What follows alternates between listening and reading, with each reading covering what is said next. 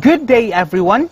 Welcome. My name is Loreto Atamosa, your instructor for ABM 3 with the description Organization and Management. In our previous video discussion, we talked about the lesson 1 of module 3, Leading and Controlling. And for today's video, we'll proceed to lesson 2, Motivation.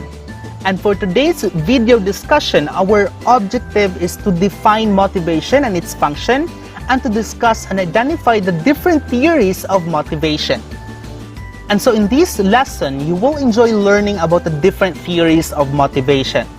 When we say motivation, it is defined as the desire and action towards goal-directed behavior. So this is a virtual concept in psychology, business, school, and other areas. Motivated employees are more productive and creative than those who are not. But first, let us discuss about Maslow's hierarchy of needs. So Maslow's hierarchy of needs identifies the basic priorities of every consumer. Maslow saw human needs in the form of hierarchy, ascending from the lowest to the highest. He concluded that when one set of needs is satisfied, this kind of need ceases.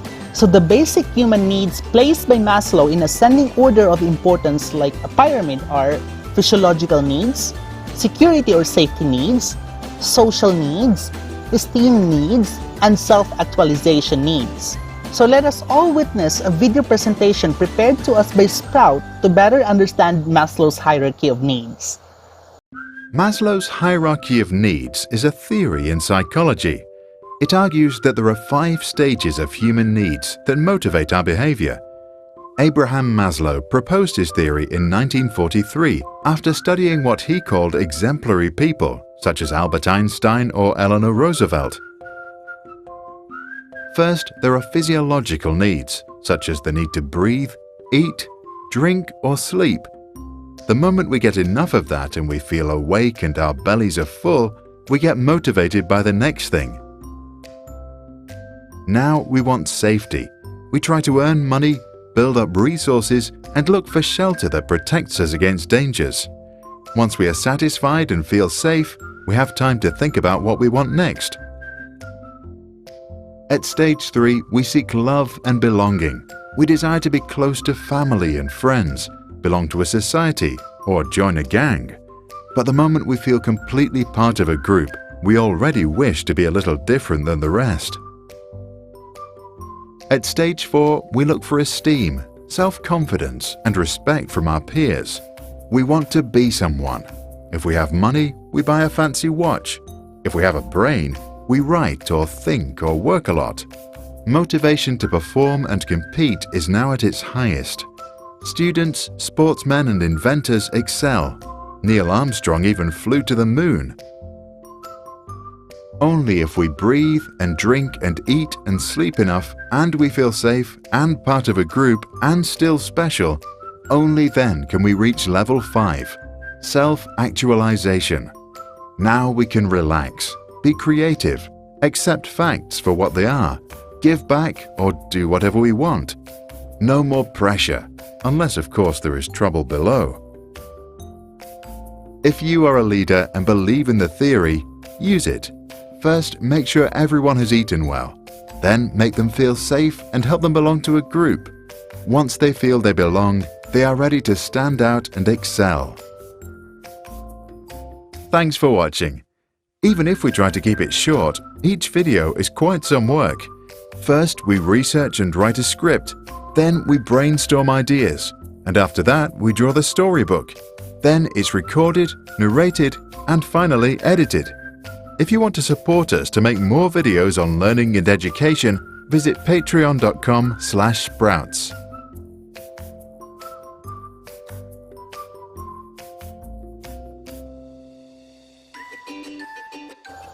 Alrighty, so Maslow's hierarchy is most often displayed as a pyramid, just like what we have seen on the presentation. So the lowest levels of the pyramid are made up of the most basic needs, while the most complex needs are on the top of the pyramid. And so let's proceed with Alder's ERG theory. Alder's ERG theory suggests that there are 3 groups of core needs: existence, relatedness, and growth. hence the acronym ERG. So these groups align with Maslow's levels of physiological needs, social needs, and self-actualization needs, respectively. So ERG theory, developed by Clayton Alder, is a variation of Maslow's hierarchy of needs. As an alternative on the 5 needs that are hierarchical organized, Alder first proposed that basic human needs may be clustered under 3 categories, which are existence, relatedness, and growth. Existence matches to Maslow's physiological and safety needs. Relatedness corresponds to social needs, and growth refers to Maslow's esteem and self-actualization. So let us view this video discussion from Greg Q for deeper understanding about Alder's ERG theory. Let's watch this.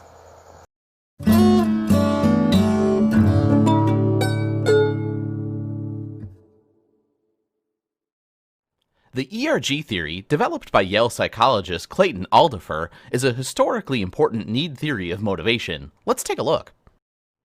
The ERG theory describes existence, readiness, and growth needs. In many aspects, ERG theory extends and refines Maslow's needs theory concept, although there are several important differences between the two. The ERG stand for the 3 basic categories: existence, readiness, and growth needs. Let's take a look. Existence needs are those necessary for basic human survival. They roughly correspond to the physiological and security needs of Maslow's hierarchy. Readiness needs, those involving the need to relate to others, are similar to Maslow's belongingness and esteem needs.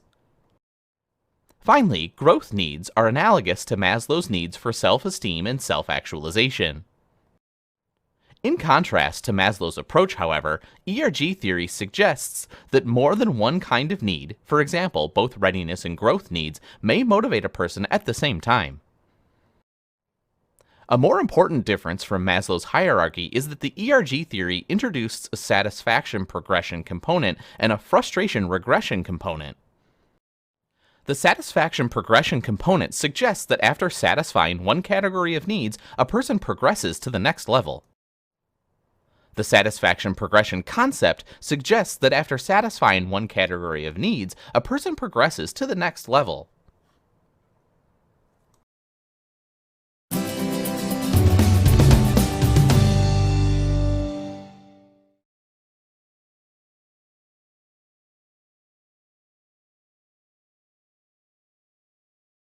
Awesome, right?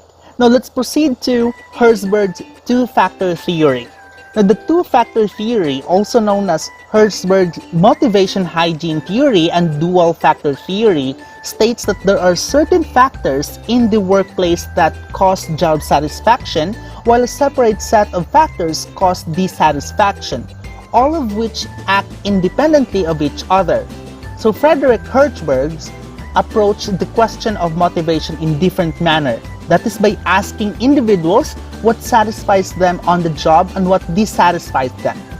So Herzberg concluded that features of the work environment that satisfy employees are very different from features that dissatisfy them. Herzberg tagged factors causing dissatisfaction of workers as hygiene factors because these factors were part of the context in which the job was performed as opposed to the job itself. So hygiene factors included company policies, supervision, working condition, salary, safety and security of the job. We also have a video presentation prepared to us by Tutor2U for deeper understanding about Herzberg's two-factor theory. Let's watch this. Hi there. In this business topic video, we're going to take a look at another of the main motivational theorists. We're going to take a look at Herzberg, who became well known for his two-factor theory of employee motivation at work.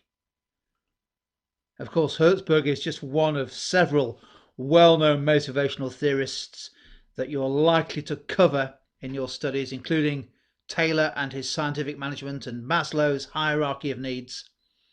But in this video, we're just going to take a look at Herzberg, explain a little bit more about his background, and then take a look at the two different ways in which he thought employees should be managed based around their need for motivation at work. Like many of the motivational theorists, Hertzberg was actually a psychologist because, of course, motivation is intrinsically linked to the idea of what motivates a certain type of behavior at work, what gives people the will to work and to work hard and to work well. But Hertzberg's specialism was also in business management, the psychology of business management. And he came along later than Taylor, whose scientific management approach you may have come across. And Hertzberg very much disagreed with Taylor's view of the world. Taylor, of course, if you remember from scientific management, was all about financial rewards. He believed that money alone was the motivating factor, and it linked on to the concept of piece rate, paying people for what they made. Hertzberg took a different view. His studies convinced him that actually there were many more factors that were much more important than money, and in particular a series of non-financial factors, motivators, that were the key to success when it comes to motivating your staff.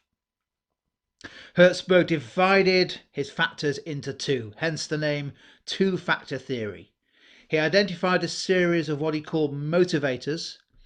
These were the factors that actually did in his opinion, motivate people to work hard at work. And he also identified a series of factors that he considered to be what he called hygiene factors. What he meant by this was that these are factors which, if they are not present, they will demotivate employees. However, simply by being present was not enough on their own to be motivators. So the key thing about hygiene factors to remember is that if they're not there in the workplace, they can be demotivating. If they are there, they're not enough on their own to be motivating factors. Hertzberg believed that there were other factors that were more important than that. So let's just briefly mention what these motivators and hygiene factors were. Looking at the factors that Hertzberg thought did motivate people at work, he was basically looking at the non-financial approach. So, for example, giving employees significantly more responsibility at work in their job role was a way to motivate them, as was designing their job and giving them work that they found fulfilling and perhaps challenging and rewarding, not just from a financial point of view. And Hertzberg also stressed the importance of recognizing achievement, recognizing when employees were performing well and contributing to the business success. He thought all of those were factors that had the potential to motivate people at work. Whereas the hygiene factors, these were the factors that businesses simply had to get right. They had to be there, and if they weren't there in the right way, then they would have the effect of being demotivating. So, for example, if you hear about a workforce that is said to be demotivated, Hertzberg would argue that this is likely to be due to the absence of satisfactory hygiene factors. For example, the pay may be significantly below what employees expect or believe they should be given. The working conditions are inappropriate, not up to standard, or not good enough for what they expect. Or perhaps there's some kind of deficiency in the way that the business is managed, perhaps a lack of clear guidance and management guidance around supervision, company policies, health and safety and what have you. If those factors are not involved or not in place in the business, Hertzberg argued they would have the effect of being demotivating. So what are the implications? Well, if you accept Hertzberg's analysis here of the two factors, then there are two things that management and leadership need to do. Firstly, they need to ensure that the motivators are in place. And secondly, they need to ensure that those hygiene factors are met. A key approach, as far as Hertzberg is concerned, to motivation is ensuring that the hygiene factors are not there demotivating the staff. Because, of course, it could be that you're doing one, but not the other. You're trying to motivate using motivators, but you haven't got the basics right in terms of those hygiene factors. Just looking at those motivators in a little bit more detail, there were two in particular that Hertzberg would have supported and did support. One was a concept that you may have come across called job enrichment. And what this essentially means is that your job has more depth to it. It has a wider variety of tasks and activities rather than just doing the same thing day in, day out. Job enrichment occurs when a job is given greater challenge, some greater complexity about the role. But it also arises when those who are doing the job feel as though they're in control of their workload, that they can manage it, and that they get the sense of reward, the personal satisfaction from achieving a job well done. Job enrichment, Hertzberg absolutely believed, was a source of motivation. And it follows also from that this concept of empowerment is also a potentially powerful motivator. Empowerment essentially involves giving employees some control over decision making, some authority to make decisions within certain limits. And if you give people at work responsibility and autonomy, it's often said that they're more likely to be motivated. Another way of doing that, of course, is to provide less supervision, and not to be standing over their shoulder watching them the whole time, to trust them to do their job well. Hertzberg would absolutely be a supporter of the concept of empowerment as a potentially powerful motivator at work. So Hertzberg was a big fan of motivators, but he said the hygiene factors are also the thing to look out for. Make sure that you pay people properly and that the working conditions are adequate. Otherwise, everything else may be of no effect if hygiene factors are not present. That's been a brief overview of Hertzberg's two-factor theory. Hopefully you found it useful. Thank you. Alrighty, great, isn't it? Now, in contrast, motivators are factors that are inherent to the job, such as achievement, recognition, interest work, increased responsibilities, advancement, and growth opportunities. Now, let's proceed with McClelland's acquired needs theory. Now, among the need-based approaches to motivation, David McClelland's acquired needs theory is the one that has received the maximum amount of support. According to this theory, individuals acquire three types of needs as a result of their life experiences. These needs are the need for achievement, the need for affiliation, and the need for power. All individuals processes a combination of these needs, and the dominant needs are to drive employees' behavior. Now let us view this video presentation from Optometry Club for McClelland's acquired needs theory. Let's all watch this. Our today's topic is need for achievement, affiliation and power motivation theory. In the early 1960s, McClelland, built on Maslow's work, described three human motivators. McClelland, Arnold et al., 2005, claimed that humans learn their motivators over time. That is the reason why this theory is sometimes called the learned needs theory. He affirms that we all have three motivating drivers, and it does not depend on our gender or age. One of these drives or needs will be dominant in our behavior. McClelland's theory differs from Maslow's and Alder's, which focus on satisfying existing needs rather than creating or developing needs.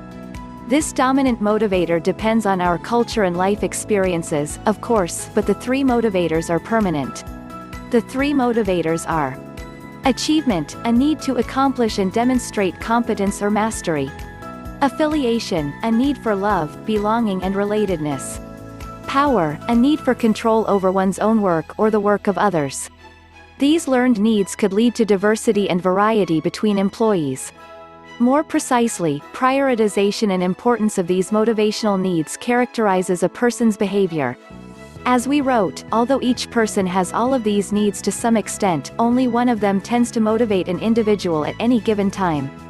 Achievement motivation, a need to accomplish and demonstrate competence or mastery. It pertains to a person's need for significant success, mastering of skills, control or high standards. It is associated with a range of actions. Individuals seek achievement, attainment of challenging, and also realistic, goals, and advancement in the school or job.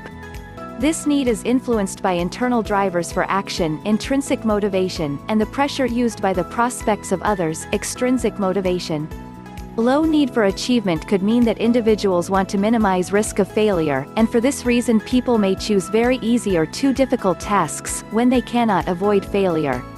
In contrast, high need for achievement means that humans try to choose optimal, sufficiently difficult tasks because they want to get the chance to reach their goals, but they have to work for it, they need to develop themselves.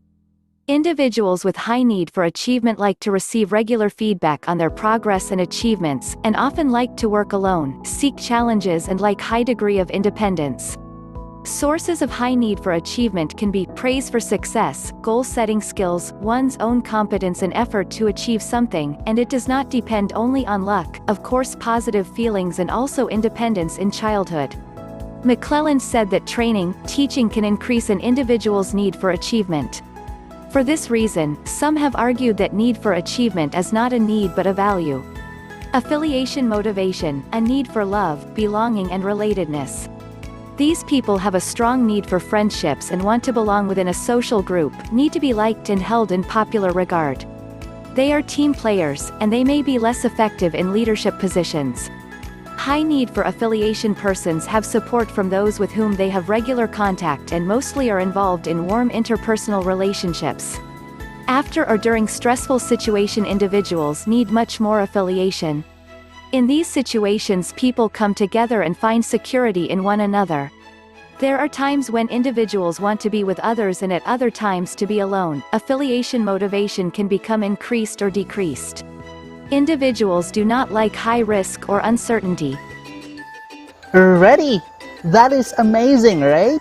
Now, let's proceed to the process-based theory. Process-based theories view motivation as rational process. So individuals examine their environment, develop thoughts and feelings, and respond in certain ways. Process theories challenge to enlighten the thoughts processes of individuals who display motivational behavior. So under this group are equity theory, expectancy theory, and reinforcement theory. Let us try to dig deeper first on the equity theory. Based on this theory, individuals are motivated by sense of fairness in their interactions. So sense of fairness is a result of the social comparisons being made. Specifically, people compare inputs and outcomes with other people's input and outcomes. So it perceives fairness in the input to outcomes ratio of an individual's is brought into the situation is similar to input to outcome ratio of a comparison person or a referent. So perception of inequity creates tension within a person and drive to action that will reduce perceived inequity. So equity theory attempts to explain relational satisfaction in terms of perceivedness fairness.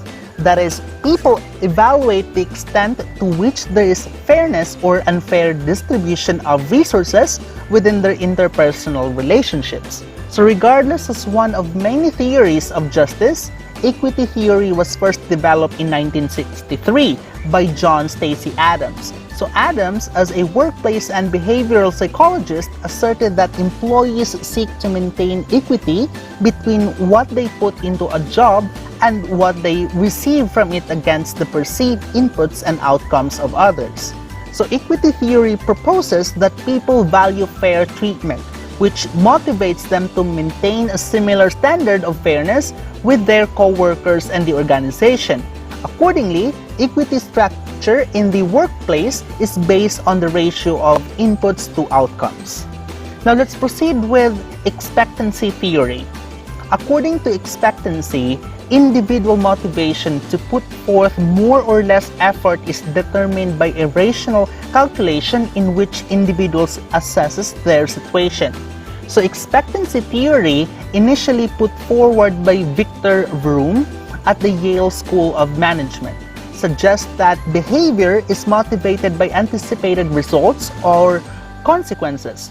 Vroom proposed that a person decides who behave in a certain way based on the expected result of the chosen behavior. So for example, people will be willing to work harder if they think the extra effort will be rewarded. So expectancy is the individual's belief that effort will lead to the intended performance goals. So expectancy describes the person's belief that I can do this. Usually, this belief is based on an individual's past experience. self-confidence, and the perceived difficulty of the performance standard or goal. So factors associated with the individual's expectancy perception are competence, goal, difficulty, and control. Now let's proceed with reinforcement theory. So reinforcement theory is based on the work of Ivan Pavlov, on the behavioral conditioning, and latter work of B.F. Skinner on operant conditioning. So according to reinforcement theory, behavior is a function of its customs. So reinforcement theory is based on a simple idea that may be viewed as common sense beginning at infancy. So when the child discovers manipulating faucet leads to water coming out and finds this outcome enjoyable, he is more likely to do again the behavior. So the theory relies on 4 primary inputs or aspects of operating conditioning from the external environment. These 4 inputs are positive reinforcement, negative reinforcement, positive punishment, and negative punishment. And there you have it. That's it for lesson 2. See you on my next video discussion for lesson 3. My name is Loreto, and you stay safe and healthy. Goodbye!